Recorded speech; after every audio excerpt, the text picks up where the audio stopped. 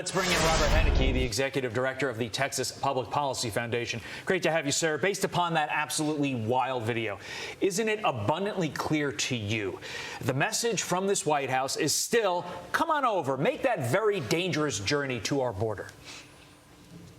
Absolutely. Good morning, Todd. Ashley, with Biden's open borders policies, it's an invitation for more of this lawlessness to happen. That while illegal immigrants and especially the cartels know that those coming into this country illegally get to stay, all that's going to happen is to incentivize more of this kind of contact as everyone tries to get in to be before the policies change.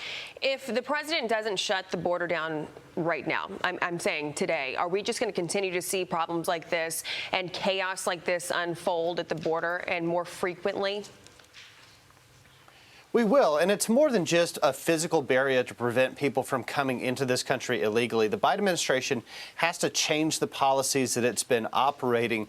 Just creating legal ways for people to come into this country illegally still only incentivizes it. But we have to turn off the magnet. We have to make it clear that if you come into the United States illegally, you do not get to stay. And when they do that, as was proven successful under the Trump administration, you're going to see a dramatic decrease in illegal immigration because it's not going to be worth it for people to pay the coyotes and cartels tens of thousands of dollars to come if they don't get to stay. On the one hand, this administration has encouraged migrants to make this journey. On the other hand, they're talking about family detention again, going back to previous policies. So what is the end game here with these hypocritical and inconsistent policies?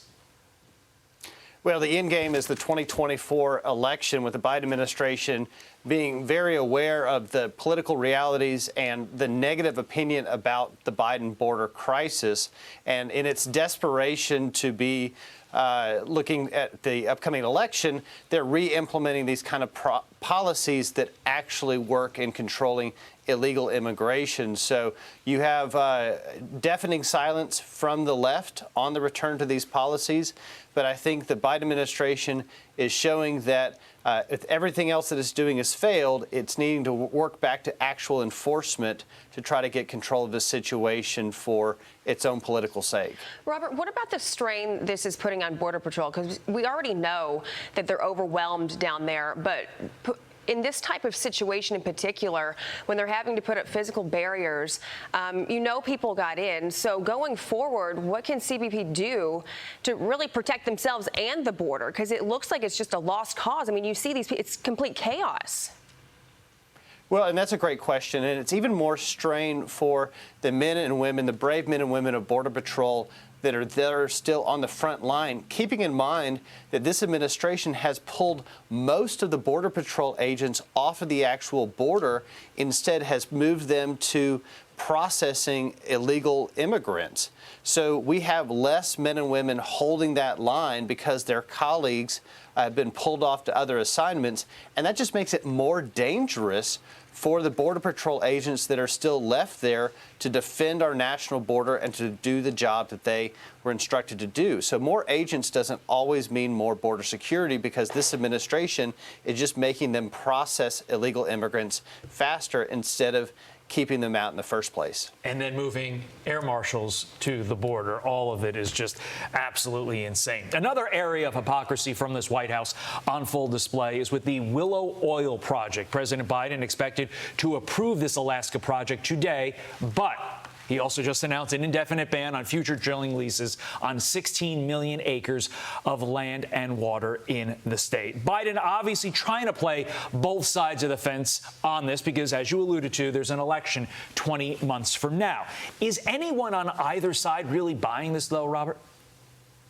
Well, it's more politics from the Biden administration. When President Biden at the State of the Union said, we're going to need oil and gas for a long time, I think he was talking about his own political reality.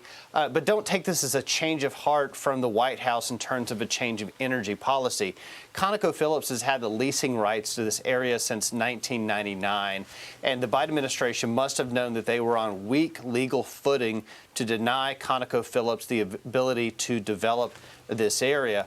But at the same time, as you mentioned, the Biden administration yesterday announced that they are prohibiting all oil and gas exploration in the Arctic Ocean area. So really what today shows us is more anti-energy, anti-American oil and gas policies from the Biden administration under the smoke screen of the Willow Project deal that they really didn't have any choice to deny in the first place. Should Americans be concerned about this, that Biden is more or less trying to appeal to the far left and he's approving this Willow oil project, but at the same time, he's cutting the option for millions of acres of other drilling? I mean, what's this going to do for the future, really the near future for oil and gas and the economy? It's going to make it more expensive. Yesterday, the national average for gas price at the pump was $3.47. Americans are fatigued at paying over $3 a gallon every time they go to fill up their cars. And these kind of policies like banning oil and gas in the Arctic Ocean, like the anti-oil and gas rules that are coming out of the EPA, like the methane rule, all those are going to do is disincentivize further oil and gas exploration and make energy more expensive to produce, which is going to continue to put this burden on American families and the American workers. So more pain coming down the road with the Biden administration continuing its anti-energy trajectory. Great insight on both of these topics. Robert Henneke, thank you, sir. Appreciate it.